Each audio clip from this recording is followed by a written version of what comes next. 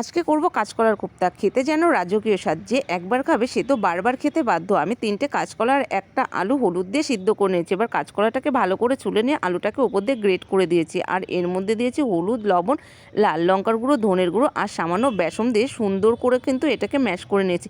এবার হাতে সর্ষের তেল লাগিয়ে এটাকে ছোট ছোট করে বলের শেপ দিয়ে নেব। তারপরে কড়াইয়ের তেল গরম হয়ে গেলেই কিন্তু একদম লাল লাল করে ভেজে তুলে নেব। আর ওই একই তেলে দিয়েছি গোটা জিরে, শুকনো লঙ্কা, তেজপাতা, গোটা গরম মশলা, পেঁয়াজ কুচি, আদা জিরের পেস্ট, কাঁচা লঙ্কার পেস্ট, হলুদ, লবণ, লাল লঙ্কার গুঁড়ো, ধনের গুঁড়ো আর সামান্য জল দিয়ে মশলাটাকে সুন্দর করে কষে নিয়ে আগে থেকে ভেজে রাখা বলগুলো দিয়ে দেবো। তা বন্ধুরা, ভিডিওটা যদি ভালো লাগে অবশ্যই কিন্তু চ্যানেলটাকে সাবস্ক্রাইব করে পাশে থাকার সাথে একটা লাইক করো। তারপরে কিন্তু কষিয়ে নিয়ে দেবো জল, আর নামানোর আগে দিয়েছিলাম ঝোলটা ফুটে গেলেই কিন্তু চিনি আর ঘিটা কিন্তু এখানে কমন। ঘিটা দেওয়াতে কিন্তু এর টেস্ট যেন আরও দ্বিগুণ হয়ে গেছে। আর আমার বাড়ির সবাই তো এটা চেটে পুটে খেয়েছে, তোমরাও একবার ট্রাই করো। আশা করছি সবার ভালো লাগবে। চলো আজকের মতো টাটা।